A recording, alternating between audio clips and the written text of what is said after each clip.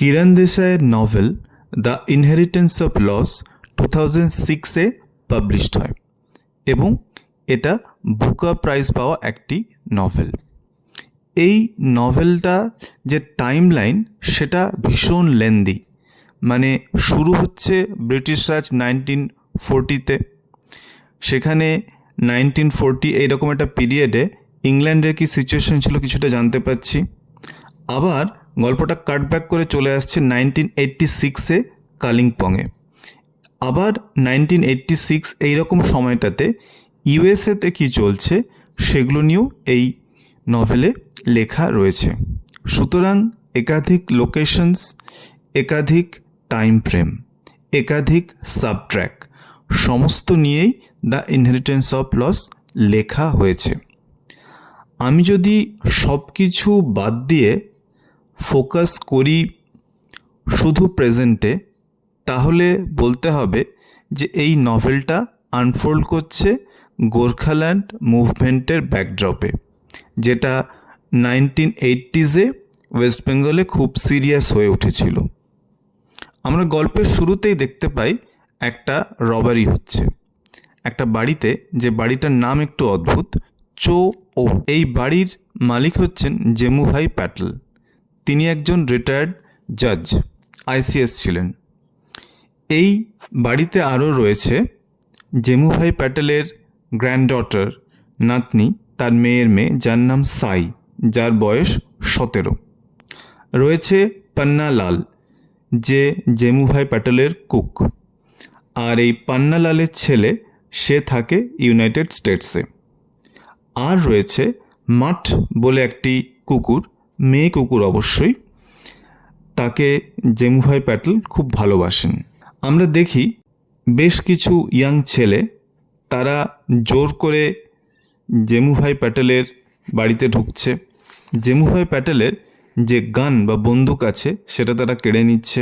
তারা কুককে অর্ডার করছে যে পকোড়া করো, চা করো, এবং তারপরে বেশ কিছু কমেন্ট করছে, যেমন বলছে বাড়িটা রিপেয়ার করা প্রয়োজন, চাটা ভালো নয়। তারা জানে যে ট্যাঙ্কে জল নেই, তা সত্ত্বেও তারা সেখানটা নোংরা করছে। এবং যাওয়ার আগে তারা জাজকে বলতে ফোর্স করছে, চিৎকার করে বলুন, গোর্খাল্যান্ড ফর গোর্খাজ। এই ডাকাতিটার দৃশ্য একেবারে নভেলের শুরুতে রয়েছে। এটার পার্সপেক্টিভ কী, কেনই ডাকাতিটা হলো, আর বেছে বেছে জেমুভাই প্যাটেলের বাড়িতেই বা কেন হলো, এই সমস্ত কিছু জানতে গেলে আমাদের জেমুভাই প্যাটেলকে জানতে হবে। এবং জেমুভাই প্যাটেল শুধু একজন আইসিএস ছিলেন তা নয়, তার ব্যাকগ্রাউন্ড, তার পার্সোনাল লাইফ, সে সব কিছুই আমাদের জানতে হবে। জেমুভাই একজন রিটায়ার্ড আইসিএস এবং তিনি এই বাংলোর মালিক। এই মানুষটি basically he is a man from the past. Man from the past কেন বলছি, উনি বেশিরভাগ সময় নিজের অতীতের কথা চিন্তা করেন, খুব বেশি কথা বলেন না। এমনকি নিজের নাতনি সাই, তার সাথেও যে তিনি খুব বেশি ইন্টারাক্ট করেন সেটাও আমরা দেখছি না। তিনি অ্যাংলোফাইল, মানে ব্রিটিশদের মতো কথা বলা, ব্রিটিশদের মতো খাওয়া দাওয়া, পোশাক আশাক সব কিছুই তিনি পছন্দ করেন। এবং তার কুক পান্নালালকে তিনি সবসময় নানা কাজ করতে অর্ডার দেন। একমাত্র এই বাড়িতে তার যদি কারো প্রতি সিম্প্যাথি থাকে সেটা হচ্ছে মাঠ। এবং আমরা রিডার হিসেবে জেমুভাইকে জানতে পাচ্ছি যখন জেমুভাই নিজের পাস্ট সম্পর্কে ভাবছে। সে কিন্তু কোনো জার্নাল লিখছে না, বা সে তার জীবনের গল্পটা তার নাতনিকে খুলে বলছে, এরকমটাও নয়। সে জাস্ট পুরনো দিনের কথাগুলো ভাবছে। জেমুভাইয়ের পুরনো দিনে কি রয়েছে, জেমুভাই জন্মেছিল পিপহিট বলে একটা জায়গাতে, সেটা এখন যেটা বরোদা, সেই বরোদার কাছাকাছি।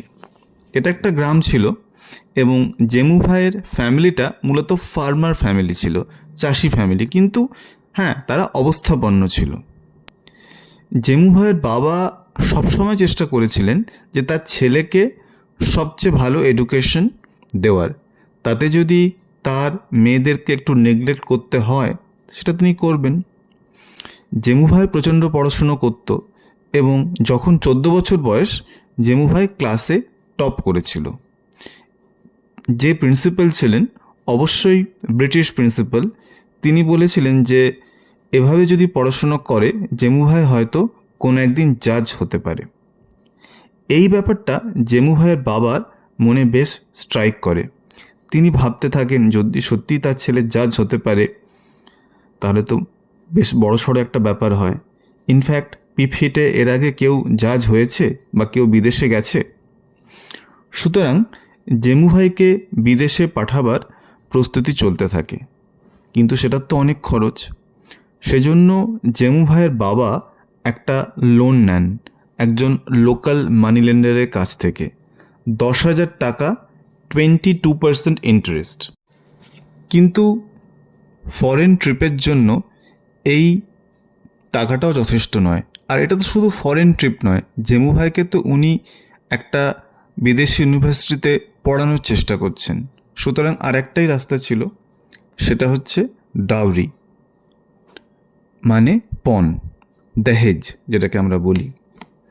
এবং জেমুভাই তাহলে বিয়ে করছেন ডাউরির জন্য। বেলা বলে একটি মেয়ে, তার গায়ের রঙও কালো, তাকে দেখতেও ভালো না, সে বোমান ভাই প্যাটেলের মেয়ে এবং বিয়ের সময় তার বয়স মাত্র 14। কিন্তু বোমান ভাই ভেবেছিলেন যে তার মেয়ে যেহেতু তার গায়ের রং কালো এবং দেখতেও ভালো নয়, তার জন্য এর থেকে ভালো পাত্র পাওয়া যাবে না। এবং বোমান ভাই বেশ কিছুটা খরচ করে ডাউরি দিয়ে অত্যন্ত ধুমধাম করে নিজের মেয়ের বেলার বিয়ে দিচ্ছেন জেমুভাইয়ের সাথে, এবং সেটা 1939। এবং বিয়ের সঙ্গে সঙ্গে বেলার নামটা পরিবর্তন করা হচ্ছে, তার নতুন নামকরণ হচ্ছে নিমি। বিয়ের কিছুদিন পরেই জেমুভাই চলে যাচ্ছে কেমব্রিজে পড়াশোনা করতে। কিন্তু ঠিক যেরকমটা সে ভেবেছিল সেরকম হয় না। কারণ জেমুভাই যতই চেষ্টা করুন না কেন, তিনি একজন খাঁটি ব্রিটিশ হয়ে উঠতে পারছেন না। তার গায়ের রং কালো এবং তিনি যতই ইংলিশ অ্যাকসেন্টে কথা বলার চেষ্টা করুন, তার কথার মধ্যে একটা গুজরাটি অ্যাকসেন্ট চলেই আসে। তা সত্ত্বেও কিন্তু জেমুভাই স্ট্রাগল করতে থাকেন। 1942, এটা বলে রাখা ভালো, জেমুভাই কিন্তু প্রথম চেষ্টায় আইসিএস ক্লিয়ার করতে পারেননি। একটা লিস্ট বেরিয়েছিল যেখানে প্রথম 42 ক্যান্ডিডেটসকে সিলেক্ট করা হয়েছিল। জেমুভাই ছিলেন 48th পজিশনে, সুতরাং তার তো চান্স পাওয়ার কথা নয়। কিন্তু এই সময় জেমুভাইয়ের লাকটা ফেভার করে। অথরিটি মনে করে দে শুড ইন্ডিয়ানাইজ দ্য সার্ভিস, মানে আরও বেশ কিছু ইন্ডিয়ানকে আইসিএস সার্ভিসে নেওয়া উচিত। এবং এই স্লাইট চেঞ্জ পলিসিতে যখন আসে তখন জেমুভাই আইসিএসটা ক্লিয়ার করে ফেলে। সুতরাং বুঝতে হবে জেমুভাই আইসিএস হচ্ছেন ঠিকই, কিন্তু সেটা তার ট্যালেন্টের জন্য নয়, সেটা তার পলিসিতে যে চেঞ্জ আসছে সেই সময় সেটাকে তিনি কাজে লাগাতে পেরেছিলেন এই জন্য। পরবর্তীকালে যখন জেমুভাই ইন্ডিয়াতে ফিরে আসছেন আইসিএস হয়ে, তিনি অত্যন্ত অহংকারী হয়ে গেছেন এবং কমপ্লিটলি ওয়েস্টার্নাইজড। হবে নাই বা কেন? কারণ তিনি একজন foreign retired Cambridge educated ICS, তার অধিকার আছে এবং তিনি সাধারণ মানুষকে আর নিজের সঙ্গে মেশার যোগ্য বলে মনে করছেন না। আস্তে আস্তে সাধারণ মানুষ জেমুভাইকে আর ঘাঁটাতে সাহস করতো না। আর জেমুভাই তারপরে নিজের স্ত্রী নিমির সঙ্গে যেটা শুরু করলেন সেটা খুব আশ্চর্য। তিনি চাইতে লাগলেন যে নিমি ইংলিশে কথা বলুক, সে ফক অ্যান্ড স্পুন দিয়ে খাওয়া দাওয়া করুক, তার ব্যাঙ্গেলস মানে শাঁখা পলা যা আছে সেগুলো সে খুলে ফেলুক। ইনফ্যাক্ট ওয়াশরুমেটা যে সে কীভাবে ব্যবহার করবে সেটা ব্রিটিশদের মতো হতে হবে। কিন্তু নিমির পক্ষে এতটা চেঞ্জ নিজের মধ্যে আনা সম্ভব নয়। সুতরাং এই ব্যাপারটা থেকেই নিমি আর জেমুভাইয়ের মধ্যে ডিস্টেন্স আস্তে আস্তে বাড়তে থাকে এবং যখনই জেমু ভাই কখনো অফিস স্টোরে যেতেন তিনি কখনোই তার নিজের স্ত্রীকে নিয়ে যেতেন না। একদিন একটা ব্যাপার ঘটে, জেমু ভাই টোরে বাইরে ছিলেন। এই সময় একজন মহিলা আসেন এবং নিমিকে বলেন যে একটা কমিটি হচ্ছে, তুমি জয়েন করো। নিমি রাজি হয়, কিন্তু সে সেটা জানতো না যে এই কমিটিটা ছিল নেহেরু ওয়েলকামিং কমিটি, যেটা ইন্ডিয়ান ন্যাশনাল কংগ্রেস পার্টি থেকে করা হচ্ছিল। নিমি এত পলিটিক্যাল প্যাঁচ বোঝে না, কিন্তু আইসিএস হিসেবে জেমু ভাইয়ের সবসময় উচিত যে ব্রিটিশ রাজের ইন্টারেস্টটাকে প্রোটেক্ট করা। নিমি সেটা বোঝেনি যে ইন্ডিয়ান ন্যাশনাল কংগ্রেস পার্টির একটা কমিটিতে জয়েন করা মানে সেটা জেমু ভাইয়ের কেরিয়ারের জন্য থ্রেটনিং হতে পারে। এর জন্য জেমু ভাই একটা প্রমোশন মিস করেন। তিনি প্রচণ্ড রেগে যান এবং ভায়োলেন্টলি স্ত্রীকে অ্যাবিউজ করেন। এরপরে আমরা দেখতে পাই তার কিছুদিন বলতে 6 মাস পরে নিমির এক সন্তান হচ্ছে, একটি মেয়ের জন্ম দিচ্ছেন যে আসলে সাইয়ের মা। কিন্তু ততদিনে নিমি আর জেমু ভাইয়ের সঙ্গে থাকে না, সে তার বাবার বাড়ির দিকে ফিরে গেছে। পরে একটা খবর আসে যে নিমি একটা স্টোভ অ্যাক্সিডেন্টে মারা গেছে। নিমির বোনের যে হাজব্যান্ড সম্ভবত সেই এই কাণ্ডটা ঘটিয়েছে, কিন্তু কেউই বদার নয়, সুতরাং এটা নিয়ে কোনো কেস হয় না। আমরা এতক্ষণ যতটা শুনছিলাম সেটা হচ্ছে জেমু ভাইয়ের পাস্ট। আমরা যদি জেমু ভাইয়ের প্রেজেন্টে আসি তাহলে দেখি মানুষটা এখন কীরকম আছেন। সত্যি কথা বলতে জেমু ভাইকে পছন্দ করার মতো কিছুই নেই। তিনি নিমির প্রতি অত্যন্ত ক্রুয়েল ছিলেন, কিন্তু এই যে উনি পাস্টের কথা মনে করছেন তার বিন্দুমাত্র রিগ্রেট নেই যে তিনি যে এই কাজটা করেছেন, এই ব্যবহারটা করেছেন, এটা খারাপ, এরকম ফিলিংস কিন্তু তার মধ্যে একবারও আসে না। ইনফ্যাক্ট ইভেন 1986-এও তার মধ্যে বিশেষ কোনো চেঞ্জ নেই। তিনি তার কুক পান্নালালের প্রতি রুড, তাকে ভায়োলেন্টলি ডিল করেন।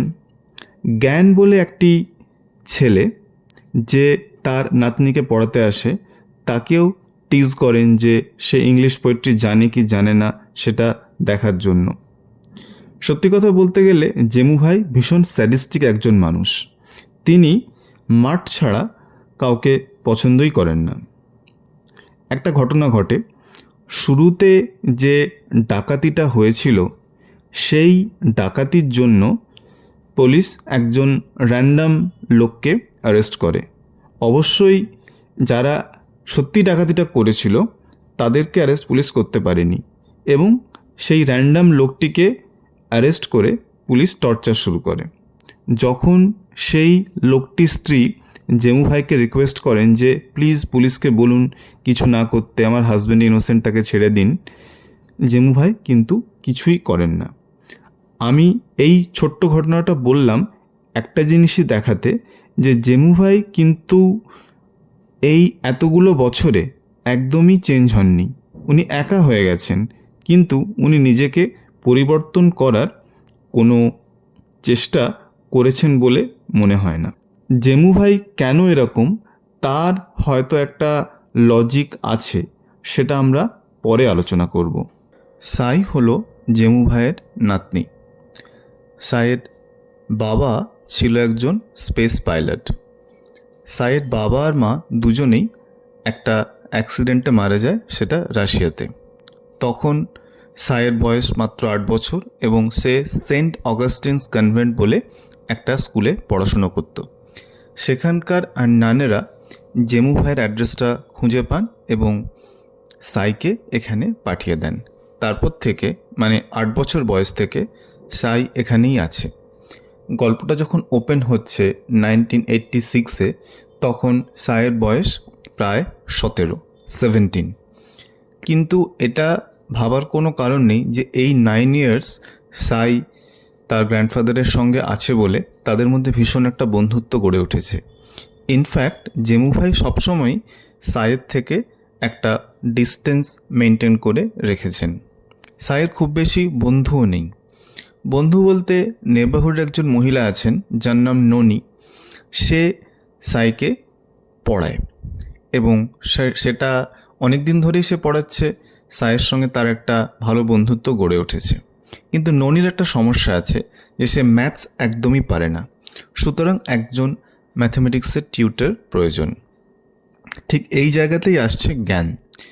জ্ঞান অ্যাকাউন্টেন্সির ছাত্র, ওর বয়স 20 এবং he is jobless, he is looking for a job. সুতরাং এই টিউশনের অফারটা সে নেয় এবং যেটা হওয়া সেটাই হয়। জ্ঞান আর সাই খুব তাড়াতাড়ি প্রেমে পড়ে যায় এবং এই নভেলটা বেশিরভাগ অংশেই খুব কষ্টের হলেও আমার মনে হয় যে এই সাই আর জ্ঞানের যে রোম্যান্সের জায়গাটা, সেটাই এই নভেলের কিউটেস্ট পার্ট। কারণ ইয়াং লাভ বার্ডসদের মতো তারা মনাস্ট্রিজ যায়, জু যায়, একসাথে মোমো খায়, কিছুটা ইন্টিমেট হয় এবং তাদের সম্পর্কটা একটা সময় অবধি খুব সুন্দরই ছিল। কেন বলছি? এর কারণ যখন এদের এই সম্পর্কটা ডেভেলপ করছে তখন কিন্তু গোর্খাল্যান্ড যে প্রোটেস্ট, গোর্খাল্যান্ড মুভমেন্ট, সেটাও আস্তে আস্তে স্ট্রং হয়ে উঠছে। এবং প্রেম যতই করুক, জ্ঞান জানতো যে সে একজন জবলেস ইউথ ছাড়া আর কিছুই নয় এবং রিসেন্টলি সে একটা চাকরির পরীক্ষা দিয়ে ব্যর্থ হয়েছে। একদিন রাস্তায় গোর্খাল্যান্ডের একটা প্রসেশন যাচ্ছিল, সেটা দেখে জ্ঞান কিছুটা হিপনোটাইজড হয়েই যেন এই গোর্খাল্যান্ড জয়েন করে। আস্তে আস্তে তাদের মিটিংসগুলোতে যাওয়া শুরু করে এবং এখান থেকেই জ্ঞান কেমন যেন বদলে যেতে থাকে এবং তার সঙ্গে বারবার সাইয়ের ঝগড়া হতে থাকে এবং সাইকে সে বলে যে কেন তুমি ক্রিসমাস সেলিব্রেট করো, কেন ইংলিশে কথা বলো, কেন ওয়েস্টার্নদের মতো থাকো, কেন তুমি এখানকার মানুষদের মতো থাকো না। তাদের মধ্যে ঝগড়াঝাটি চলতে থাকে এবং গল্পের শুরুতেই আমরা যে রবারি দেখি, যে ডাকাতির মতো একটা ব্যাপার হয়, সেখানেও কিন্তু জ্ঞানের একটা রোল ছিল। জ্ঞানই কিন্তু জানিয়েছিল যে জেমুফায়ের বাড়িতে একটা বন্দুক আছে। পরবর্তীকালে জ্ঞান আর সাইয়ের সম্পর্কটা আরও কমপ্লিকেটেড হয়ে যায়। সাই একজন টিনেজারের মতোই, সে তার বয়ফ্রেন্ডকে না পেয়ে তার বাড়িতেও পৌঁছয় এবং এই প্রথম ও এক্সপিরিয়েন্স করে যে জ্ঞানের সাথে ওর সোশিও ইকোনমিক ডিফারেন্স কতটা। জ্ঞান সত্যিই খুব গরিব বাড়ির ছেলে এবং এই জায়গাটা আগে সাই কখনো রিয়েলাইজ করেনি। এবং একটা দৃশ্য আছে যেখানে সাইয়ের সঙ্গে জ্ঞানের কথা কাটাকাটি হচ্ছে এবং জ্ঞান কিছুটা ভায়োলেন্টলি ধাক্কা মেরে সাইকে একটা ঝোপের উপর ফেলে দিচ্ছে। এই গোটা ঝগড়াঝাটির দৃশ্যটা কিন্তু জ্ঞানের বোন দেখেছিল এবং সে তার বাড়িতে জানায় যে তার দাদা জ্ঞান, সে এই গোর্খাল্যান্ড মুভমেন্টে যুক্ত হয়ে পড়েছে। শেষমেশ জ্ঞান আর সাইড কী হয়, কিরণ দেশাই তার কোনো উত্তর দিচ্ছেন না। কিন্তু আমরা এটা দেখি যে যখন জেমু ভাইয়ের কুকুর মাঠ হারিয়ে গেছে বা তাকে কেউ চুরি করেছে, জ্ঞান প্রাণপণ চেষ্টা করছে সেই কুকুরটাকে খুঁজে বার করার জন্য। এই গল্পটা পড়ে সবচেয়ে বেশি দুঃখ হয় জ্ঞান আর সাইয়ের জন্য, কারণ তাদের বয়স সত্যিই অল্প। তাদের এই সম্পর্কটার মধ্যে টেনশন চলে আসে এই গোর্খাল্যান্ড মুভমেন্টের জন্য। যদি গোর্খাল্যান্ড মুভমেন্ট মাঝখানে না আসতো, হয়তো সম্পর্কটা ঠিকই থাকতো। জ্ঞান আর সাইয়ের পাশাপাশি আরেকটি ক্যারেক্টারকে আমরা দেখতে পাই, তার নাম বিজু। পান্নালাল বলে যে কুক আছে, তার ছেলের নাম বিজু। পান্নালাল অনেক কষ্ট করে তার ছেলেকে ইউএসএতে পাঠিয়েছিল এবং ভেবেছিল তার ছেলে সেখানে দারুণ কিছু একটা করবে। ইনফ্যাক্ট বিজুর চিঠি থেকে যা জানা যায়, সেখানে সে সাংঘাতিকভাবে সফল হয়েছে এবং পান্নালাল সবাইকে বুক ফুলিয়ে বলে বেড়ায় যে তার ছেলে সেখানে দারুণ সফল হয়েছে। কিন্তু কিরণ দেশাই আমাদের জানাচ্ছেন যে সফলতা তো দূরের কথা, বিজু একটা স্টেবল জব অবধি পায়নি। কেন পায়নি? কারণ সে যখন একটা রেস্টুরেন্টে চাকরি করছিল, তার ম্যানেজারকে ইনস্ট্রাক্ট করা হয় যে তার রেস্টুরেন্টে যারা যারা চাকরি করছে তাদের গ্রিন কার্ড আছে কি না। বিজুর গ্রিন কার্ড ছিল না, সুতরাং সেখানে বিজুর চাকরিটা চলে গেল। গ্রিন কার্ড হচ্ছে basically a permanent resident card. ইউএসএতে পার্মানেন্টলি থাকার জন্য এবং কাজ করার জন্য এই লাইসেন্স বা এই কার্ডটা আপনার প্রয়োজন, যেটা বিজুর নেই। তারপর সে একটা ইটালিয়ান রেস্টুরেন্টে কিছুদিন চাকরি করে, কিন্তু সেখান থেকেও তাকে তাড়িয়ে দেওয়া হয়, কারণ তার ওনার্সরা, তার মালিক পক্ষ মনে করেন যে বিজুর গায়ে দুর্গন্ধ। ডেসপারেট হয়ে বিজু একটা চাইনিজ রেস্টুরেন্টে ডেলিভারি বয় হিসেবে কাজ করেছিল, সাইকেল বা বাইকে করে ডেলিভারিটা পৌঁছে দেওয়া। কিন্তু শীতকালে একটা ব্যাপার হয় যে খাবারগুলো নিয়ে যেতে যেতে ঠান্ডা হয়ে যায়। ঠিক এই কারণটার জন্য বিজুর সেখানেও চাকরি চলে যায়। এবং দুর্ভোগের শেষ এখানেই নয়। একটা মানুষ, সে বলে যে আমি তোমাকে গ্রিন কার্ডটা করিয়ে দেবো, এবং বিজু তাকে কিছুটা টাকাও দেয়, কিন্তু সেই লোকটা কোনোদিনই বিজুকে গ্রিন কার্ড করে দেয়নি। আরেকটা জায়গায় বিজু চাকরি ছাড়ছে কারণ তারা স্টেক বিক্রি করে, এবং বিজুর মনে হচ্ছে অ্যাজ এ হিন্দু তার এরকম জায়গায় থাকা উচিত নয়। শেষমেশ সে একটা রেস্টুরেন্টে কাজ করছে, যেটার ওনারের নাম হচ্ছে হরিশ হ্যারির কাছে সে কিছুদিন কাজ তো করছে, কিন্তু ওয়েজ বা স্যালারির পরিমাণটা ভীষণ অল্প। এবং যখন বিজুর একটা ইনজুরি হয়, হ্যারি কিন্তু টাকা দিতে রাজি হয় না। এই গল্পের শেষে আমরা দেখি অনেক কষ্ট করে বিজু কালিম্পংয়ে ফিরে আসছে, এবং তার ফিরে আসাটা খুব হিরোইক হয় না, বরং অ্যান্টি ক্লাইম্যাক্টিক হয়। সে কোনো ক্রমে পৌঁছেছিল, কিন্তু জানতো না যে তখন গোর্খাল্যান্ড একটা বন্ধ ডেকেছে গোর্খাল্যান্ড মুভমেন্টের তরফ থেকে। সুতরাং সেই যারা ধর্মঘট করছিল তাদের জিপেই সে ওঠে বেশি টাকা দিয়ে, এবং সেই গোর্খাল্যান্ড মুভমেন্টের সঙ্গে যুক্ত যারা রয়েছে তারা বিজুর সব কিছু করে নেয়, জামা কাপড়, টাকা পয়সা, এমনকি নিউ ইয়র্ক থেকে তার বাবার জন্য যে ছোটোখাটো গিফটগুলো এনেছিল সে সব কিছুই তারা কেড়ে নেয়। শেষমেশ ভোরবেলা অন্ধকারে বিজু তার জাস্ট আন্ডারওয়্যার পরে তার বাবার কাছে পৌঁছয়। ডেফিনেটলি এটা কোনো হিরোইক কামিং ব্যাক নয়, কিন্তু তাও ভালো যে সে ফিরে এসেছে। যদিও একটা টেনশন তো থেকেই যায় যে এখানে এসেও কি বিজু খুব ভালো থাকবে। বিজু ভাবছে যে সে কালিম্পংয়ে একটা ট্যাক্সি সার্ভিস খুলবে, কারণ কালিম্পংয়ে অনেক টুরিস্ট আসে। কিন্তু গোর্খাল্যান্ড মুভমেন্টের যা বাড়াবাড়ি, তাতেও কি বিজু সফল হবে? তার উত্তর নেই। সাইদের বাড়ির কাছাকাছি থাকে দুই মহিলা, একজনের নাম ললা, একজনের নাম ননি। এরা দুজনেই বাঙালি মহিলা, কিন্তু একটু অ্যাংলিসাইজড কেতায় থাকতে ভালোবাসে।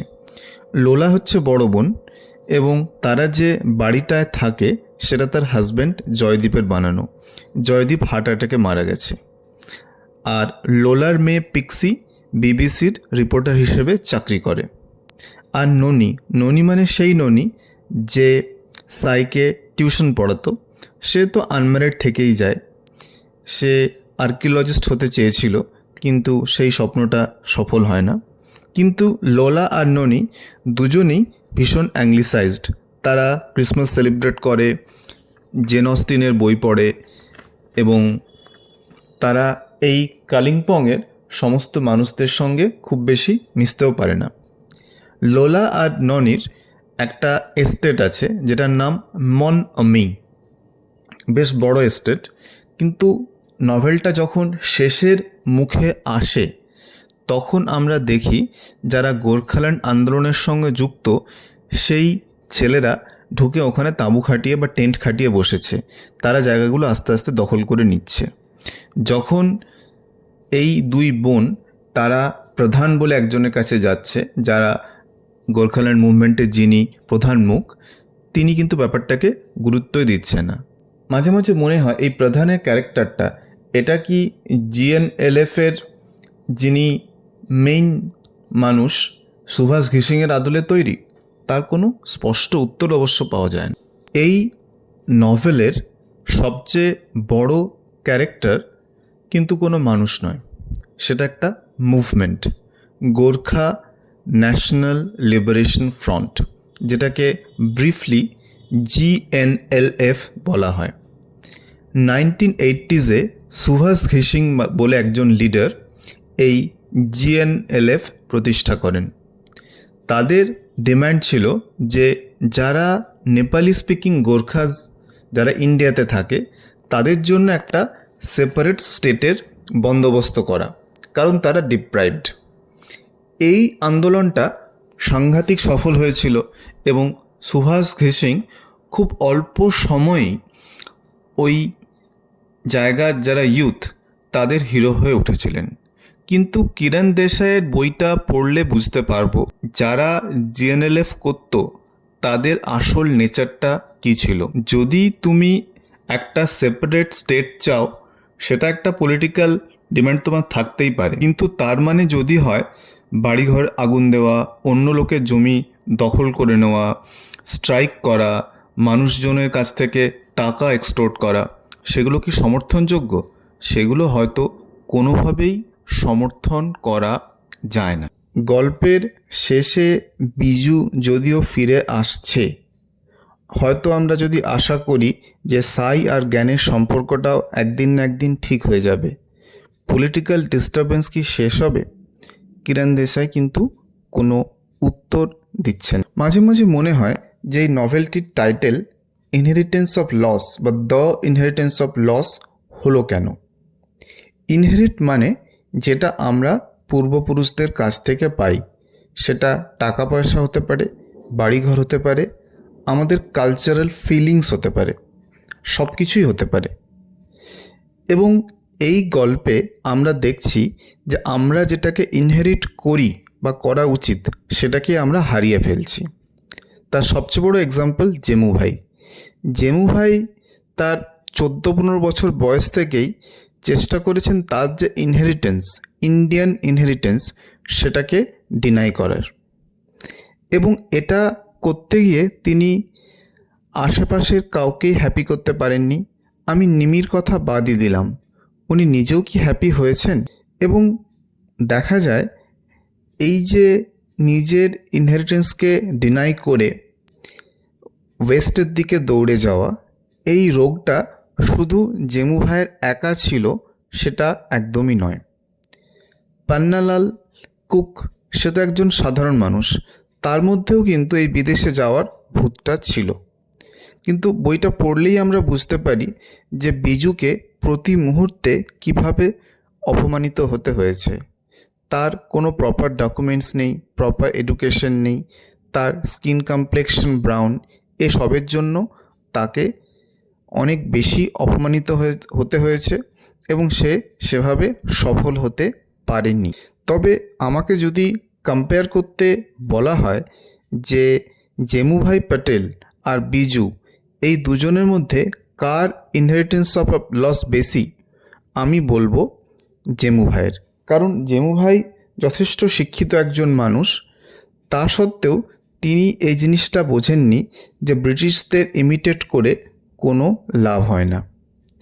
এবং নভেলটা যখন শেষ হচ্ছে, মানে যে সময়টা আমরা দেখছি 1986, উনি বুঝতেই পাচ্ছেন না বা চাইছেন না যে ব্রিটিশ পিরিয়ডটা পেরিয়ে গেছে, ওই সময়কার ভ্যালুজ আঁকড়ে থেকে আর কোনো লাভ নেই। এই নভেলটা যখন শেষ হচ্ছে, গোটা কালিম্পং জুড়েই বন্ধ, ধর্না, খুনোখুনি, বোম্বিং, পিকেটিং, অ্যারেস্ট চলছে।